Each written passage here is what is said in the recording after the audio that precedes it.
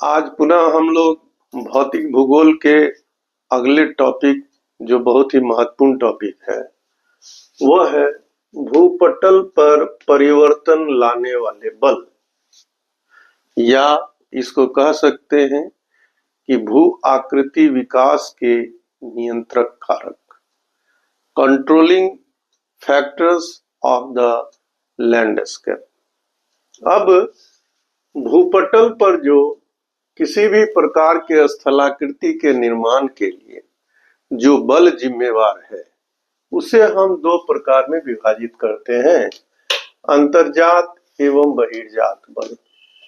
और इन्हीं बल को विभाजन हम लोगों ने किया है।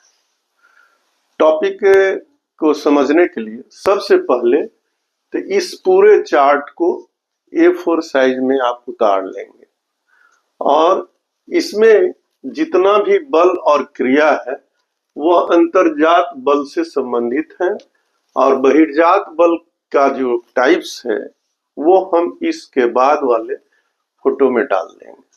तत्काल हम लोग चलते हैं कि भूपटल पर किसी प्रकार के स्थलाकृति के निर्माण की बात हो या कि किसी भी प्रकार के क्रिया की बात हो तो उसमें दो प्रकार के बल सक्रिय है। बाद में हम लोग जो है डायग्राम से बताएंगे, तत्काल हम लोग टॉपिक देख लेते हैं कि इसके अंतर्गत पढ़ना क्या क्या है। अंतर्जात, जिसे हम इंडोजेनेटिक फोर्स कहते हैं, पृथ्वी के सतह के अंदर में जो बल सक्रिय और क्रियाशील है उसे अंतर्जात बल कहते हैं। अब पृथ्वी के सतह के बाहर जो बल क्रियाशील है इसे हम ऐसे समझ सकते हैं कि यह हो गया पृथ्वी और इसके अंदर अंतर्जात बल और इसके बाहर जो है वह बहिर्जात बल है। अंतर्जात बल को हम दो भाग में बांटते हैं, दीर्घकालिक संचलन जिसे डायस्ट्रॉफिक मूवमेंट कहते हैं, अल्पकालिक संचलन जिसे सडन मूवमेंट कहते हैं। दीर्घकालिक अर्थात डायस्ट्रॉफिक मूवमेंट के अंतर्गत दो प्रकार की क्रिया संपादित होती है जो लंबे काल में होती है, करोड़ों वर्षों में संपादित होती है। जैसे महादेश जनक बल, महादेश कॉन्टिनेंट के निर्माण के लिए जो बल जिम्मेवार है अंतर्जात बल, उसे हम कहते हैं महादेश जनक बल, अंग्रेजी में एपिरोजेनिक फोर्स कहते हैं। और दूसरा है पर्वत निर्माणकारी बल जिसे हम ओरोजेनिक फोर्स कहते हैं। आप जानते हैं 7 प्रकार के कॉन्टिनेंट है, बृहत क्षेत्रफल वाले कॉन्टिनेंट है, उसके निर्माण के लिए भी यह बल जिम्मेवार है। और पृथ्वी पर जो लगभग 3 प्रकार के पर्वत हैं उसके लिए ये पर्वत निर्माणकारी बल जिम्मेवार है। इसके आगे महादेश के निर्माण में ऊपर उठने वाली क्रिया, धरातल से ऊपर उठने वाली क्रिया और उसी पर नीचे धंसने वाली दो प्रकार की क्रिया होती है। ऊपर उठने वाले को ऊपरी मुखी अपवार्ड फोर्स कहते हैं और इसे निर्गमन, निर्माण में जो ऊपर निकलता है उसे निर्गमन इमर्जेंस कहते हैं। कोई भाग नीचे की ओर धंसने की क्रिया में है उसे अधोमुखी कहते हैं, डाउनवर्ड फोर्स कहते हैं और नीचे चले जाने को निमज्जन कहते हैं और इसे अंग्रेजी में सबमर्जेंस कहते हैं। अब आते हैं पर्वत निर्माणकारी अल्पकालिक संचलन में। अल्पकालिक संचलन जो बहुत कम समय के लिए होता है और उसका भी प्रभाव पृथ्वी पर व्यापक होता है, लेकिन वह सीमित जगह क्षेत्र के लिए होता है, जैसे भूकंप, अर्थक्वेक, ज्वालामुखी, वोल्केनो, भूस्खलन, लैंडस्लाइड, हिमस्खलन, एवलांचे या स्नोस्लाइड। भूकंप आप जानते हैं पृथ्वी के अंदर के बल के बाहर निकलने की क्रिया में जब वह भूपटल पर दबाव देता है तो पूरी पृथ्वी लगभग कांपती है, या अगर प्रभाव कम है तो सीमित क्षेत्र में उसका प्रभाव रहता है।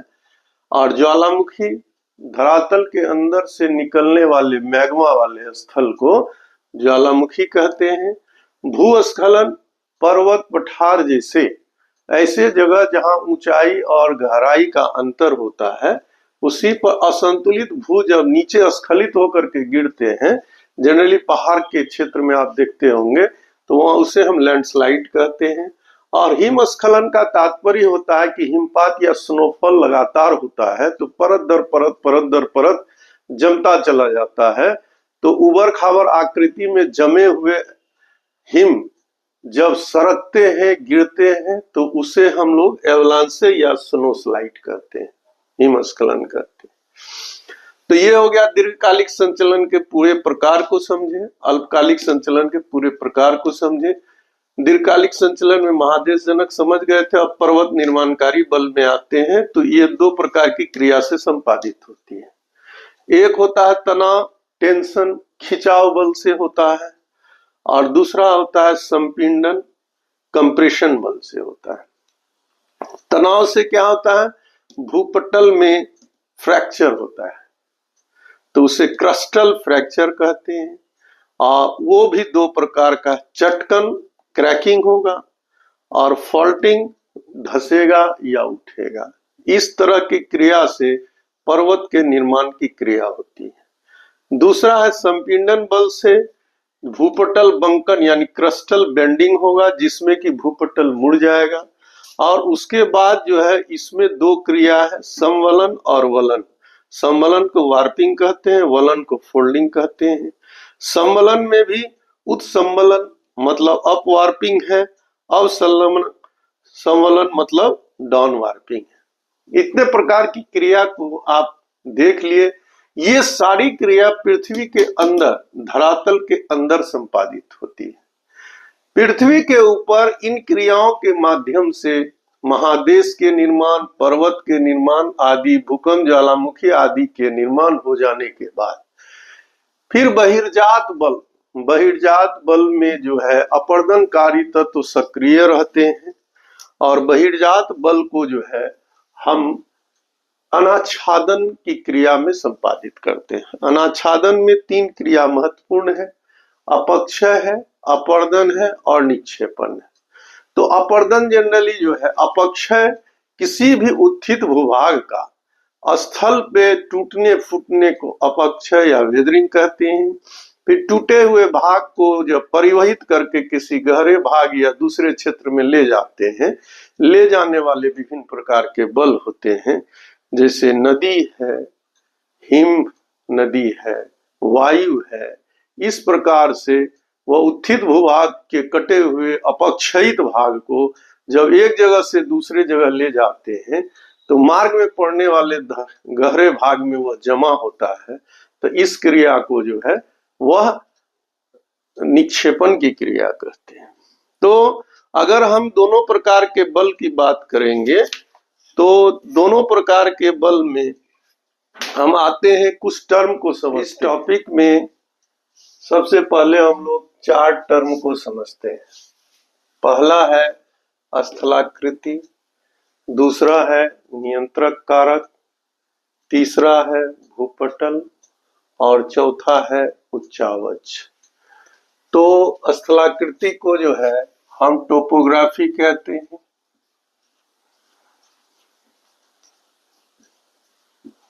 नियंत्रक कारक को कंट्रोलिंग फैक्टर्स कहते हैं, मतलब निर्माण में जो सहायक हो।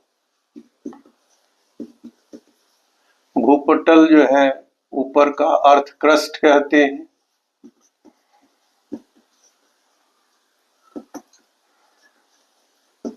उच्चावच का मतलब होता है रिलीफ। स्थलाकृति दो शब्द से बना हुआ है, स्थल जोर आकृति।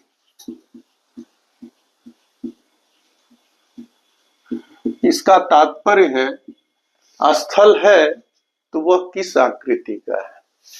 या तो उत्थित भूभाग पर्वत हो सकते हैं, या तो पठार हो सकते हैं, या मैदान हो सकते हैं। या पर्वत है तो घाटी हो सकते हैं, तो स्थलाकृति का मतलब है कि पर्वत, पठार, मैदान, घाटी, किसी भी प्रकार की आकृति हो सकती है। समुद्री क्षेत्र की ओर जाएंगे तो ये जल से भरे हुए समुद्र, ये भी स्थलाकृति का ही पार्ट है। तो स्थल की क्या आकृति है, इसके अंतर्गत हम लोग पढ़ते हैं। अब हम नियंत्रक कारक की बात करेंगे। तो सी लेवल से,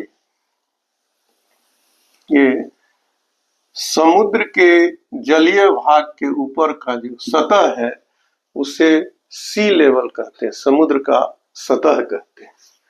इस लेवल से जो ऊंचे उठे भाग हैं या इस लेवल से जो नीचे धसे हुए भाग हैं उसका अंकन हम लोग सी लेवल से करते हैं। तो आखिर सी लेवल से कोई भाग ऊपर उठा है, तभी हम इससे पहले हम लोगों ने देखा कि इस सभी कारकों के लिए अंतर्जात बल जिम्मेवार है। मतलब पृथ्वी के अंदर से कोई बल क्रियाशील हुआ तो उठा करके इसे पर्वतनुमा आकृति बनाया। फिर पृथ्वी के अंदर से पूरे क्षेत्र को उठाया तो ये जो है पठार नुमा आकृति बनाया। और सीमित मात्रा में उठे हुए भाग जो है वह मैदान बने। लगभग 50 मीटर तक की ऊंचाई वाले समतल भूभाग को मैदान कहते हैं। 600 मीटर तक के उत्थित भूभाग जिसके किनारे स्टीप स्लोप रहे और सतह सपाट रहे उसे पठार कहते हैं। लगभग 1000 मीटर तक के कोनिकल शेप वाले को पर्वत कहते हैं। 1000 मीटर से नीचे और कोनिकल लगभग शेप हो, डोम शेप हो तो उसे पहाड़ कहते हैं या पहाड़ी कहते हैं। और जब दो पर्वत और पहाड़ियों के बीच में जो गहरी संकीर्ण धसी हुई भाग होती है उसे हम लोग घाटी कहते हैं। मोटा मोटी इन 4 टर्म को हम लोगों ने समझा और इसके लिए महत्वपूर्ण कारक रह गए अंतर्जात बल। और अंतर्जात बल को नियंत्रण करने या बढ़ावा देने के लिए जो कारक कार्य करते हैं उसे कंट्रोलिंग फैक्टर्स कहते हैं। अगला टर्म है भूपटल। अब भूपटल का तात्पर्य है पृथ्वी के ऊपरी सतह। मतलब यह पृथ्वी का सपाट चित्र है और सपाट पृथ्वी के यहां से लेकर के 33 मीटर गहराई तक आप इसको भूपटल कह सकते हैं, अर्थ क्रस्ट कह सकते हैं। विभिन्न माध्यमों में आपको इसकी गहराई जो है अलग अलग होगी, लेकिन चूंकि आपको आईएएस तक की परीक्षाओं में बैठनी है तो एक ही डाटा को हमेशा के लिए याद रखेंगे। ये 0 हो गया। 0 से नीचे के जो 33 मीटर का जो यह पार्ट है यह क्या है, भूपटल है। अगला टर्म है उच्चावच। उच्चावच को रिलीफ कहते हैं।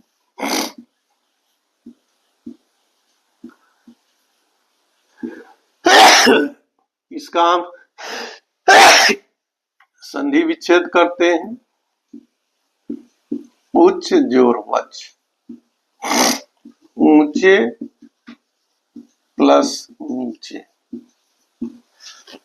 स्थल के सर्वाधिक ऊंचे और सबसे गहरे भाग के औसत को, सबसे ऊंचे और सबसे कम ऊंचाई के औसत को हम लोग उस क्षेत्र का उच्चावच कहते हैं। इतने 4 टर्म को आप समझ गए। इसके आगे हम टर्म वाइज समझाएंगे। अंतर्जात बल के कई नाम हैं।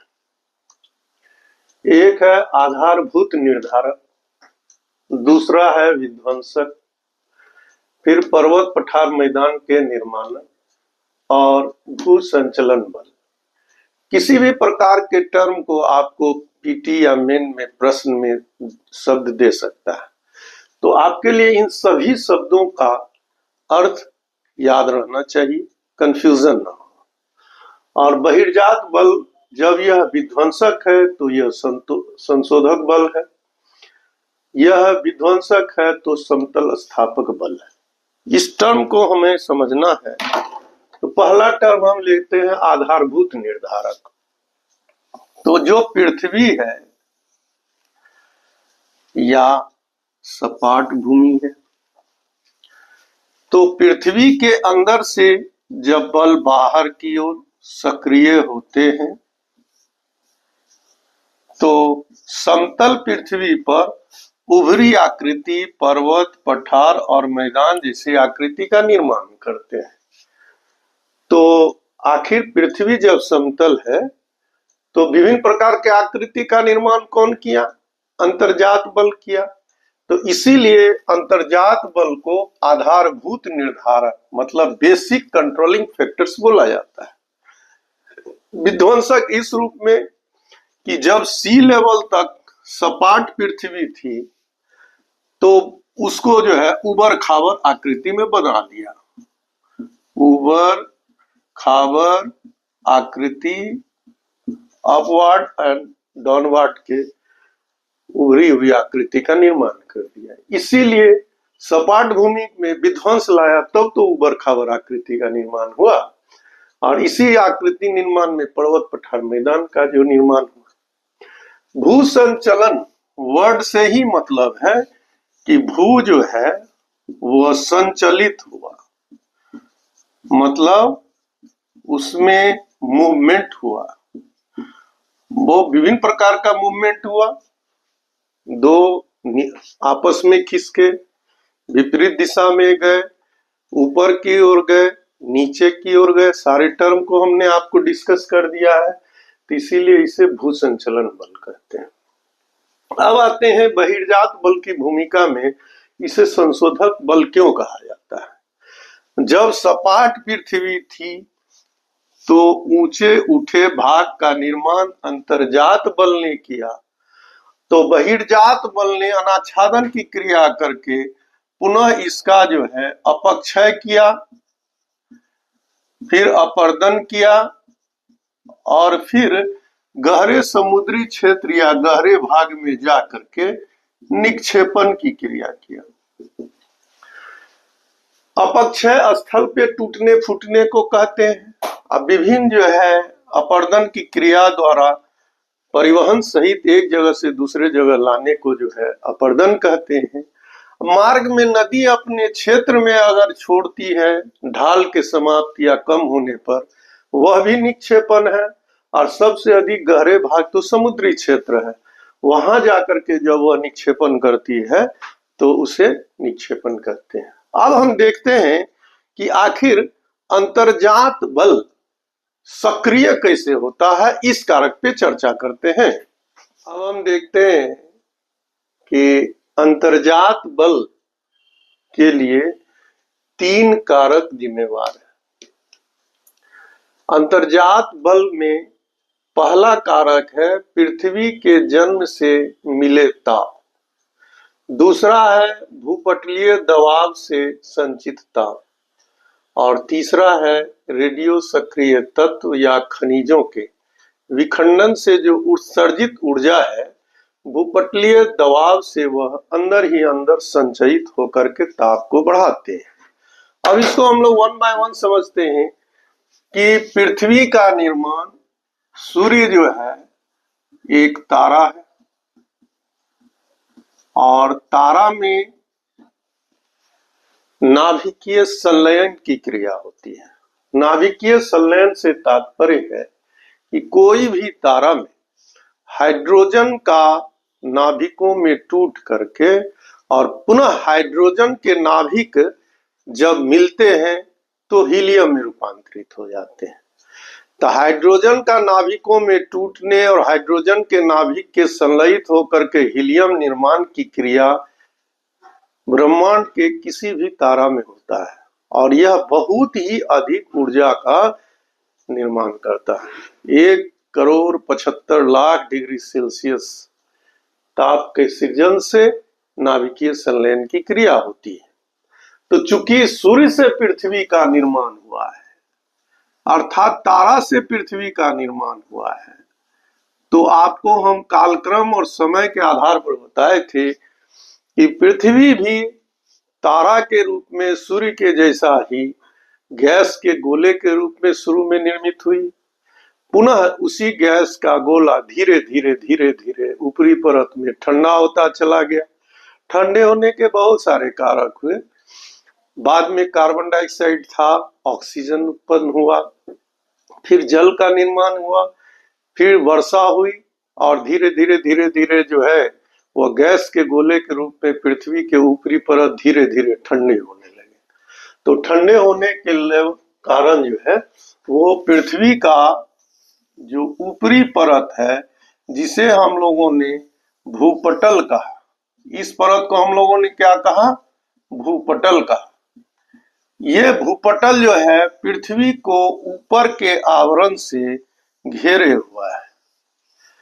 तो अंदर में जो पृथ्वी को ताप मिला है वह बाहर निकलना चाहता है और इसको भूपटलीय दबाव जो है अंदर संरक्षित करते चला जाता है। तो पहला कारक है कि पृथ्वी के जन्म से जो पृथ्वी को ताप मिला है वह पृथ्वी को अभी भी अंदर में ताप का संचय किए हुआ है। दूसरा है भूपटलीय दबाव से संचित ताप। तो दूसरा कारण बोले कि अगर पृथ्वी का ऊपरी परत ठोस नहीं हुआ होता तो ताप बाहर की ओर अंतरिक्ष में चला जाता। लेकिन भूपटल के निर्माण के बाद, ठोस भूपटल के निर्माण के बाद यह एक ताप के लिए कवच का कार्य किया और आंतरिक ताप को बाहर अंतरिक्ष में जाने से रोका। तो धीरे धीरे अंदर में जो है ताप का सृजन होने लगा। तीसरा है रेडियो सक्रिय तत्व या खनिज के विखंडन से उत्सर्जित ऊर्जा का संचय। रेडियो सक्रिय तत्व आप जानते हैं, यूरेनियम है, प्लूटोनियम है, थोरियम है, और इसके विखंडन में प्रति इकाई ऊर्जा का उत्सर्जन लाखों गुना होता है। वैसे तो ऊर्जा के सृजन में विभिन्न प्रकार के ऊर्जा के स्रोत से कोयला, डीजल, पेट्रोल आदि, लकड़ी आदि है, तो उसके प्रति इकाई ऊर्जा निर्माण की क्षमता की तुलना में रेडियो सक्रिय तत्व के जो प्लूटोनियम, थोरियम और यूरेनियम आदि है, इसके उत्सर्जन की क्षमता लाखों गुना अधिक है। तो अब आप कहेंगे कि आखिर रेडियो सक्रिय तत्व तो धरातल पर भी विद्यमान है, तो पृथ्वी में अंदर में क्या हो रहा है? तो इसे समझने का मतलब है कि रेडियो सक्रिय तत्व विखंडित होते रहते हैं, टूटते फूटते रहते हैं और उससे ताप उत्सर्जित होते रहता है। तो धरातल के ऊपर अगर इसका विखंडन होता है तो इसकी क्रिया बहुत ही धीमी होती है। तो ये धीरे धीरे पृथ्वी के बाहर अंतरिक्ष में मिलता चला जाता है।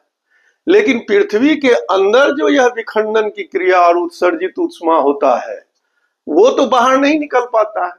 तो इस कारण से पृथ्वी के अंदर में जो रेडियो सक्रिय तत्व से जो उत्सर्जित ताप है, भूपटलीय दबाव और सुरक्षा कवच के कारण अंदर ही अंदर संचित होते रहते हैं। तो आपसे परीक्षा में प्रश्न आएगा कि अंतर्जात बल के अधिक ऊर्जा का कारण क्या है? तो आप क्रम से याद रखिएगा, बहुत सारी किताबों में आपको दो ही मिलेगा, भूपटलीय दबाव से संचित ताप और रेडियो सक्रिय तत्व के विखंडन से उत्सर्जित ऊष्मा। तीसरा आप याद रखेंगे पृथ्वी के जन्म से ही मिले ताप, जो अभी तक पूरी तरह पृथ्वी से बाहर नहीं हो पाया है। तो ये जब कॉन्सेप्चुअल प्रश्न आएगा, वन बाय वन आपको मिलान करना होगा या मेंस में लिखने के लिए होगा, तो आप इस तरीके से सजा कर लिखेंगे तो स्पष्ट होगा। अब हम लोग फिर इससे आगे की ओर चलते हैं। 3 टर्म को समझना पड़ेगा। जो अंतर्जात बल का ऊर्जा तरंग के रूप में गति, जिसे संवहन तरंग कहते हैं, और कई प्रकार के ऊर्जा तरंग या संवहन तरंग मिल करके एक चक्रीय रूप बनाता है, इसीलिए इसे तापीय चक्र भी कहते हैं। एनर्जी वेव, कन्वेक्शनल करंट और थर्मल साइकिल, ये लगभग तीनों जो है एक दूसरे से जुड़ा हुआ है। अब इसको समझने के लिए हमको दो लेयर को समझना पड़ेगा। एक, पृथ्वी से अंदर जाने के क्रम में प्रत्येक 32 मीटर पर ताप का 32 मीटर पर 1 डिग्री सेल्सियस ताप का सृजन होता है। तो इस क्रम में नीचे की ओर जाते जाते 100 किलोमीटर के आसपास जब जाते हैं तो ठोस पृथ्वी न रह करके धीरे धीरे वह चिपचिपा होने लगती है, गलित होने लगती है। तो इस स्तर को हम लोग 3 नाम से जानते हैं। आर्थर होम्स महोदय ने इस स्तर को सब स्ट्रेटम या अधः स्तर कहा। प्लेट विवर्तनिकी सिद्धांतविद यानी प्लेट टेक्टोनिक्स थ्योरी देने वाले लोगों ने इस क्षेत्र को स्टेनोस्फेयर कहा।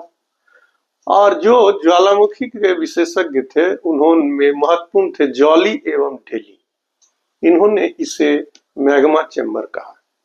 अब हम इसको वन बाय वन समझते हैं कि पृथ्वी से नीचे प्रत्येक 32 मीटर पर, मतलब 32 मीटर पर 1 डिग्री सेल्सियस तापक्रम बढ़ता है।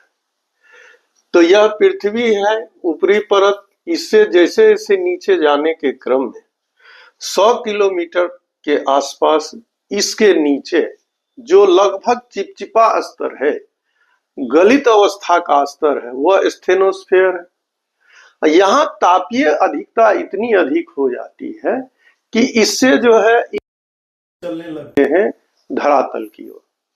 तो जहां जहां तापीय अधिकता की बात होती है वहां से ऊपर की ओर जो है तापीय चक्र चलते हैं।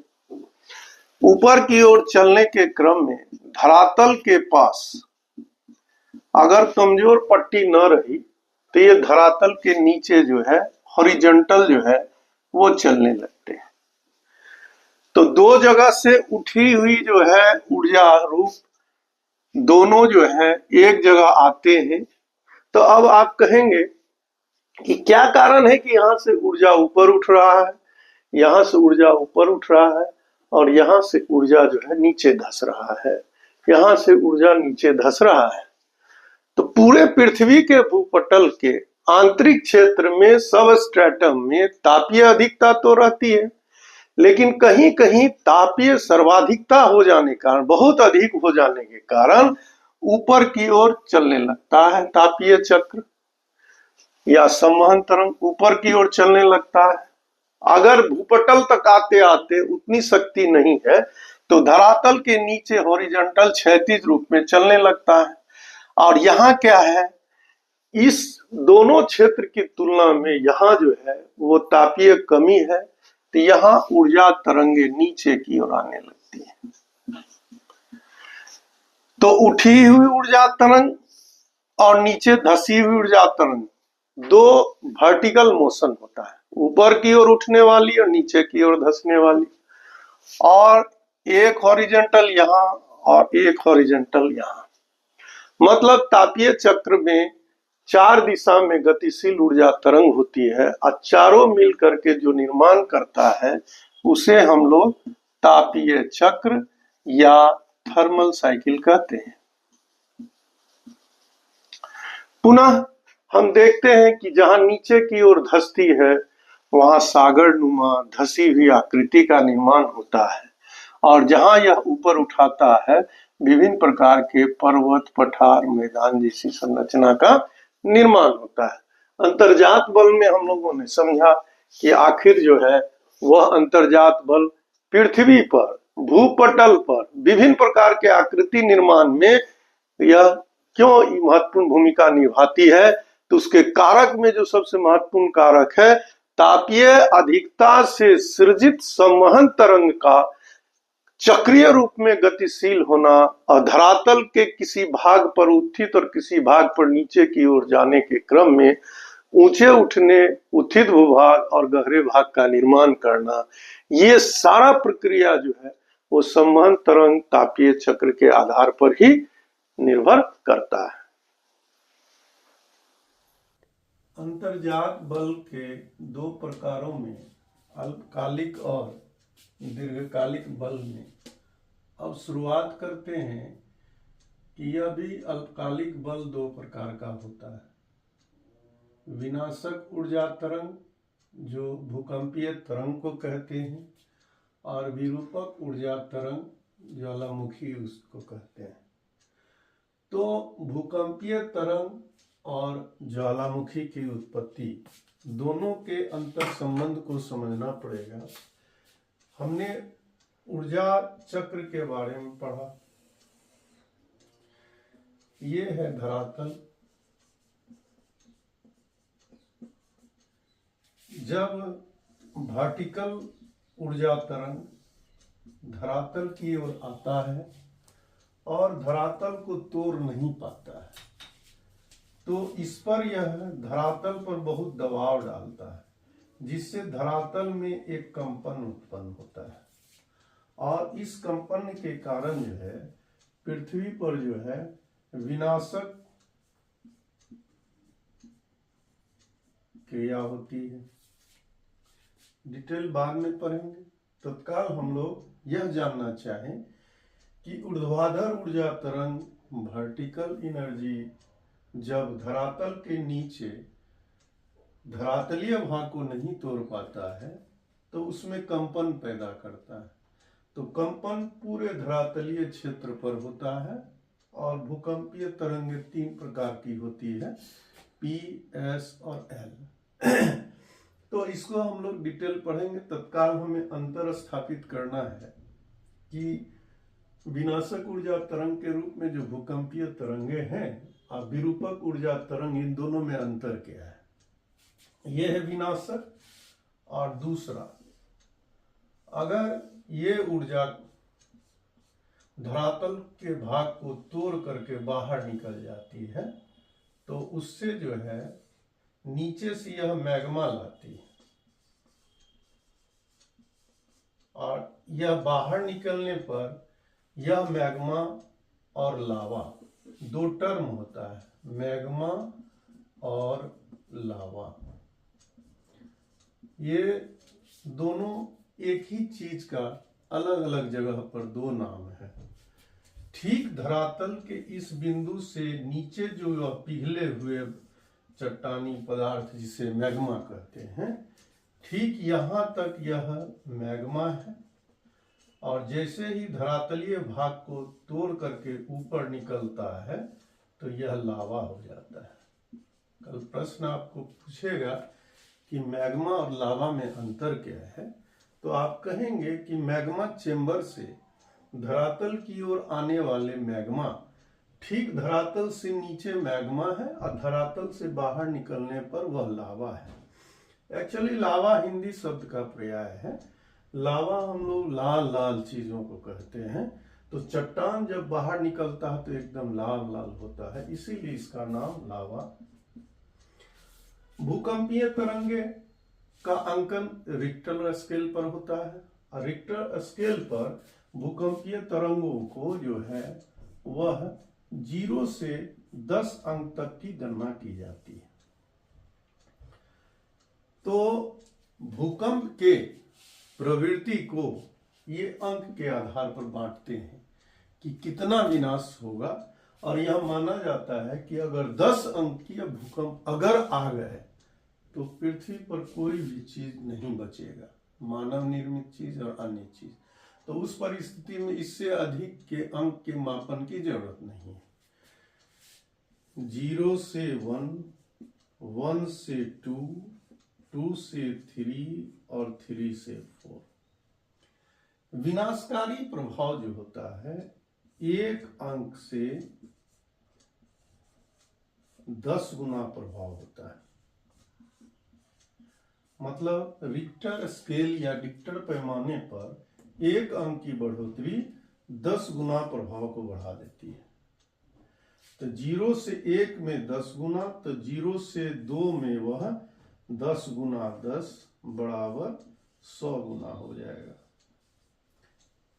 क्लियर?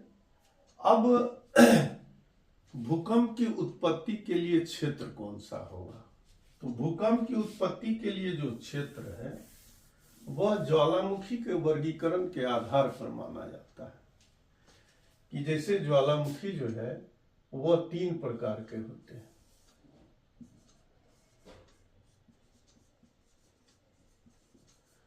पहला जो है धरातल से 50 किलोमीटर गहरा, दूसरा है 50 किलोमीटर से 250 किलोमीटर, और तीसरा है 250 किलोमीटर से 750 किलोमीटर।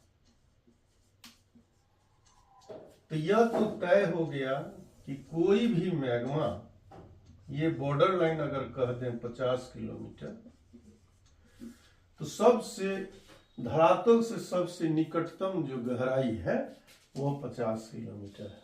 हमने आपको बताया था कि चट्टानें गलित अवस्था में 100 किलोमीटर के बाद रहती हैं या 150 किलोमीटर के बाद रहती है कहीं कहीं, और उसमें बताए थे कि तापीय प्रभाव में पृथ्वी के जन्म, भूपटलीय दबाव से उसका संरक्षण और रेडियो सक्रिय तत्व के विखंडन से सृजित ऊष्मा के लिए परिस्थितियां बनती है। मान लीजिए 50 किलोमीटर के गहराई से लेकर के 750 किलोमीटर की गहराई तक में तापीय अधिकता है, और किसी कारण से यह तापीय अधिकता 50 किलोमीटर तक इसके प्रभाव उत्पादकता को बढ़ा देता है, तो मात्र 50 किलोमीटर के गहराई पर मैग्मा चेंबर प्राप्त होता है। और इस ज्वालामुखी के लिए जो मैग्मा का स्रोत है वो 50 किलोमीटर तक पाया जाता है। तो अगर आपसे प्रश्न पूछा जाए कि मैग्मा चेंबर का सबसे कम गहराई वाला क्षेत्र कौन होगा, तो आप 50 किलोमीटर के आसपास बताएंगे। तो उस परिस्थिति में ज्वालामुखी के 3 प्रकार देख लिए। अब आगे चलते हैं, भूकंप से संबंधित कुछ चीजों को जानते हैं। 2 टर्म है भूकंप का। जैसे यह पृथ्वी में यहां पर जो है ऊर्जा तरंग का उत्पन्न हुआ, तो जहां से ऊर्जा तरंग उत्पन्न होता है उसे हम एफ कहते हैं, फोकस। और ठीक जो निकटतम बिंदु धरातल के ऊपर पाया जाता है उसे हम एपी सेंटर कहते हैं। ये हुआ भूकंप मूल,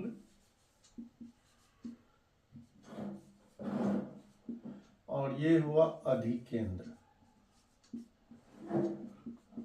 2-3 तथ्य को याद कर लीजिए कि जहां पर से ऊर्जा तरंग उत्पन्न होकर के धरातल पर आता है वह फोकस उत्पन्न स्थल, और ठीक सबसे नजदीक जो बिंदु होगा वह अधिकेंद्र होगा। अगर इसको पृथ्वी के केंद्र से जोड़ा जाए, यह त्रिज्या का ही भाग होगा। तो आप जानते हैं कि किसी भी वृत्त पर त्रिज्या उसका निकटतम बिंदु होता है। तो इससे जैसे जैसे दूर चलते जाते हैं इसकी लंबाई बढ़ती जाती है। तो प्रश्न उठता है कि फोकस और एपीसेंटर का क्या महत्व है।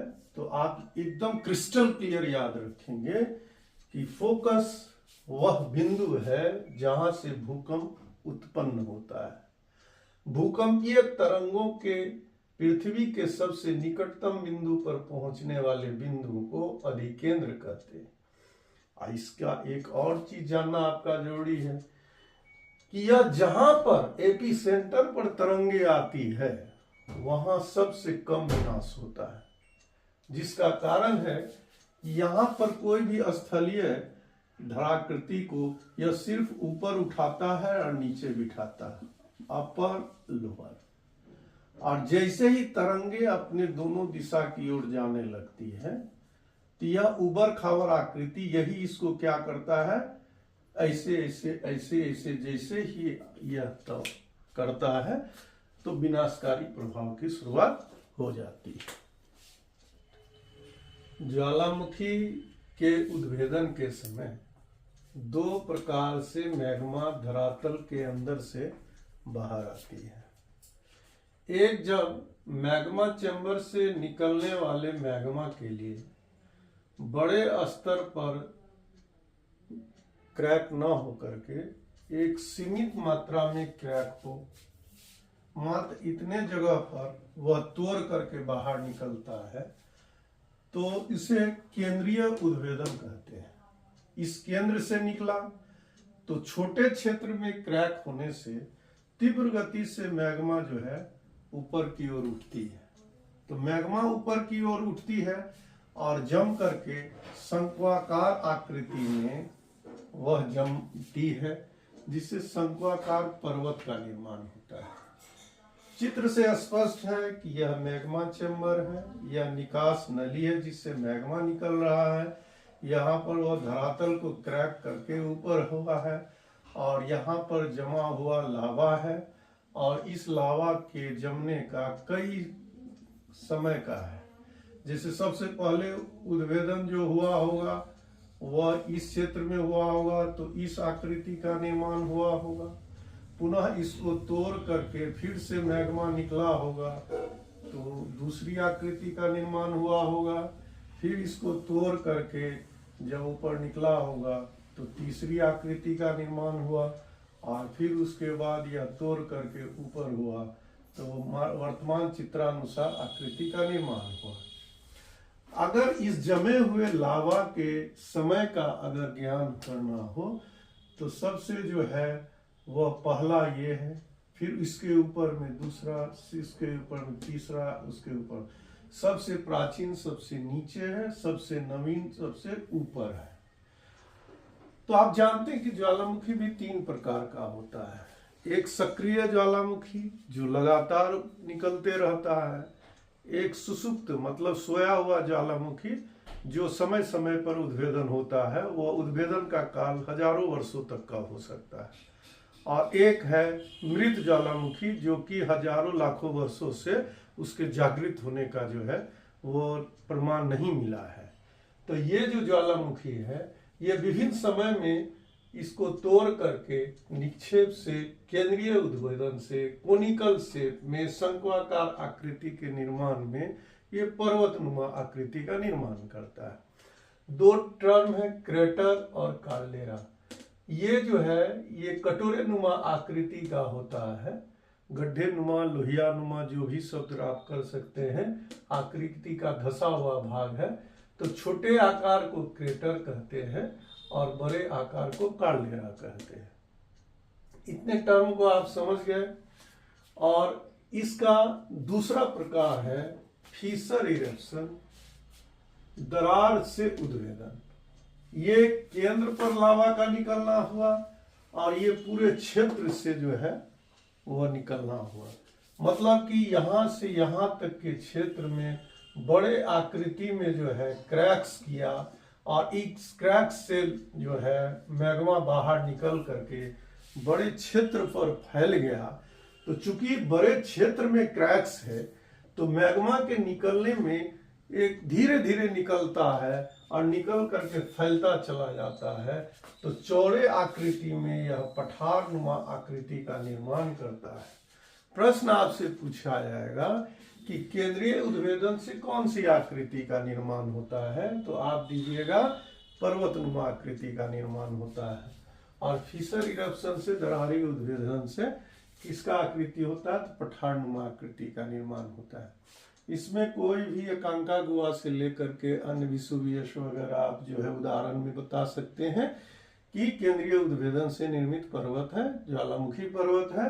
और दरारी उद्भेदन से बने हुए पठार जो है भारत के दक्कन का लावा पठार, इस उदाहरण से आप समझा सकते हैं या समझ सकते हैं।